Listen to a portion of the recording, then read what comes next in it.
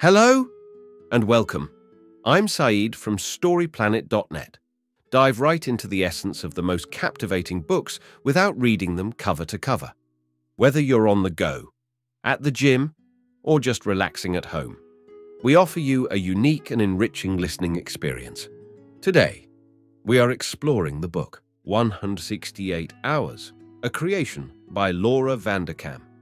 In her book 168 Hours, 2010, Laura Vanderkam introduces a groundbreaking approach to time management.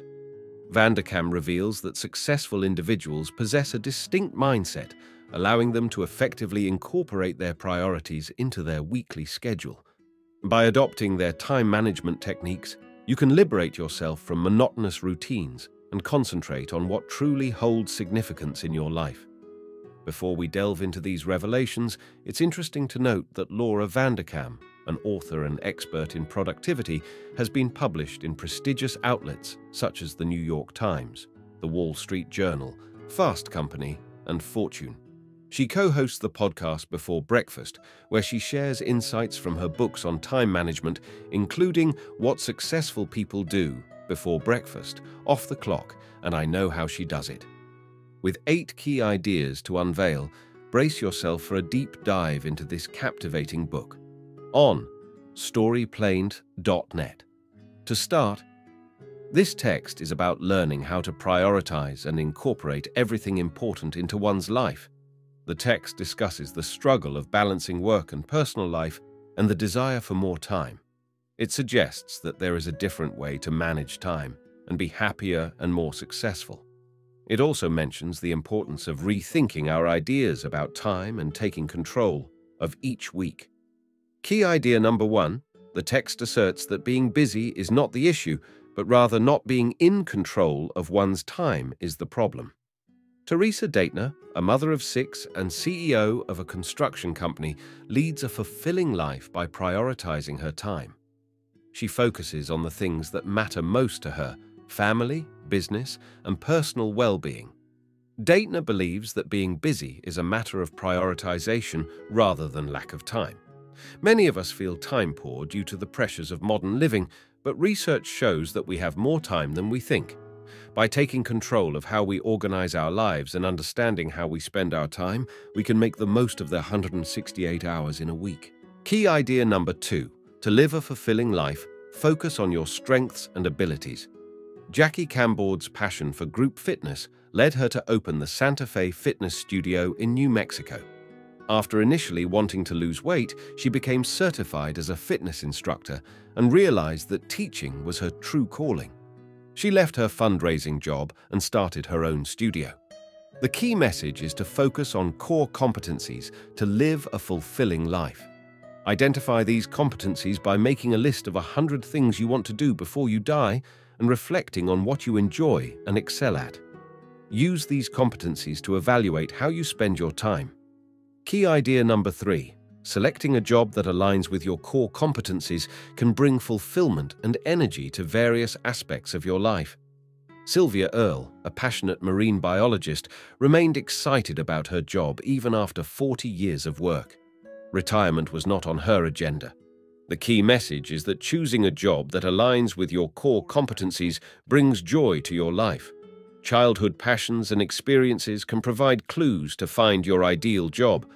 Flow, which is the state of being fully absorbed in an activity, indicates that you have found the right job. A job that incorporates flow and core competencies can transform your work life into a fulfilling experience.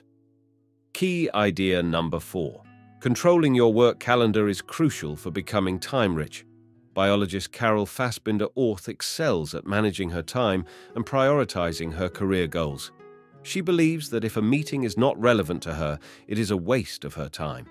Fassbinder-Orth earned her PhD and secured a professorship while balancing motherhood by effectively structuring her schedule. The key message is to control your work calendar to become time-rich.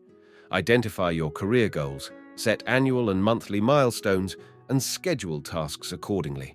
Get comfortable with delegating or minimizing tasks that fall outside of your expertise. Replace multi-person meetings with one-on-ones to increase efficiency. You don't have to do everything on your own if someone else can do it better. Key idea number 5. Combining strategy and storytelling is a powerful way to achieve career success. Leah Ingram, author of Suddenly Frugal, achieved her publishing breakthrough through strategic blogging and storytelling. She spent 2 years blogging about living frugally before landing a book contract. Ingram focused on building an audience and presenting metrics that suggested her book would sell. To achieve your own career breakthrough, consider impressing industry gatekeepers with metrics like a portfolio or audience attendance. Crafting a compelling story can also help grab attention. Ultimately, taking advantage of opportunities and putting yourself out there, even if you don't feel ready, can increase your chances of success. Key idea number 6.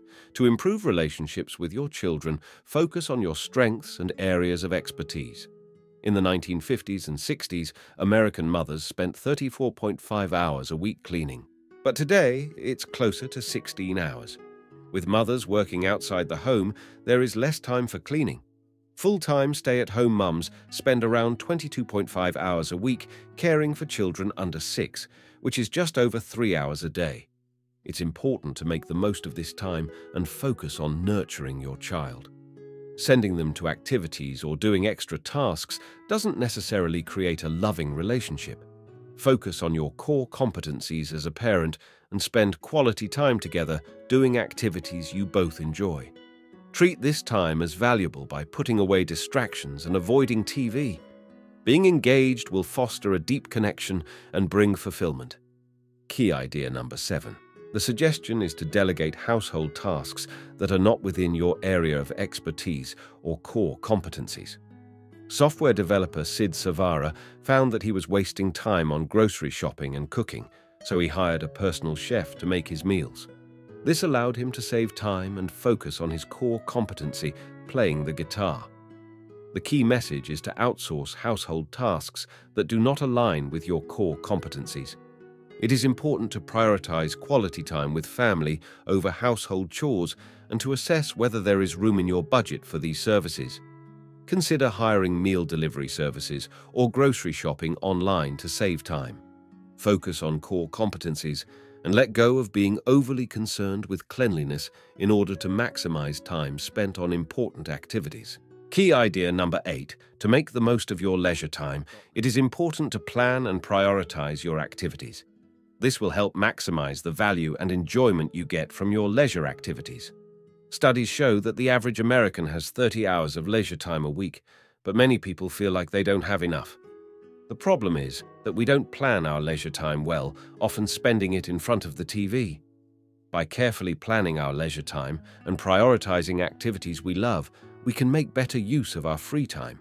It's important to be conscious of scheduling and find the best time slots for leisure activities. Combining leisure activities with socializing can also make them more enjoyable. By planning and prioritizing leisure time, we can add joy and richness to our lives. In conclusion, modern life can make us feel overwhelmed and busy, but we can take control of our time by evaluating priorities and minimizing unnecessary activities. One way to prioritize family time is to create a mini night shift where you block out weekday evenings for your family and make up for the shorter workday by working later at night. This allows you to maximize time with your children while they are awake, rather than wasting leisure time in front of the TV. Thank you for listening to this summary. If you enjoyed this exploration, we invite you to discover other fascinating books on storyplanet.net. Don't wait any longer. A multitude of books, stories, and knowledge await you there. See you soon on storyplanet.net.